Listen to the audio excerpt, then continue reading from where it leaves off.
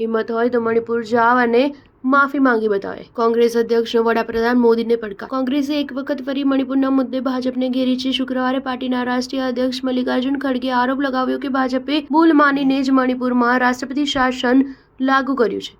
સાથે તેમણે વડાપ્રધાન નરેન્દ્ર મોદીને મણિપુરની જનતાની માફી માંગવા માટે કહ્યું છે. મહત્વનું છે કે વિપક્ષ લાંબા સમયથી રાજ્યમાં હિંસાના આરોપોને લઈને ભાજપ પર સવાલ ઉઠાવી રહ્યું છે. ખડગેએ સવાલ કર્યો કે શું વડાપ્રધાન નરેન્દ્ર મોદી હવે મણિપુરનો પ્રવાસ કરવા અને ત્યાં લોકોની માફી માંગવા હિંમત બતાવી શકશે?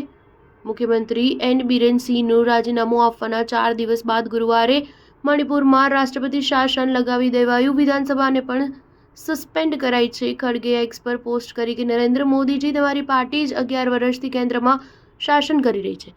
આ તમારી પાર્ટી છે જે 8 વર્ષ સુધી મણિપુરમાં પણ શાસન કરી હતી. આ ભાજપ જ છે જે રાજ્યમાં કાયદો વ્યવસ્થા જાળવી રાખવા માટે જવાબદાર હતી. આ તમારી સરકાર છે જેની રાષ્ટ્રીય સુરક્ષા અને સરહદ પર પેટ્રોલિંગની જવાબદારી છે. તમારા દ્વારા રાષ્ટ્રપતિ શાસન લગાવવું પોતાની જ પાર્ટીની સરકારને સસ્પેન્ડ કરવી એ વાતની સીધી સ્વીકૃતિ છે કે તમે મણિપુરના લોકોને નિરાશ કર્યા. વડાપ્રધાને રાષ્ટ્રપતિ શાસન એટલા માટે નથી લગાવ્યું કે તેઓ એવું ઈચ્છતા હતા, પરંતુ એટલા માટે લગાવ્યું છે કેમ કે રાજ્યમાં બંધારણીય સંકટ છે તથા તમારા પર કોઈ પણ ધારાસભ્ય તમારી અક્ષમતાનો બોજ સ્વીકારવા તૈયાર નથી.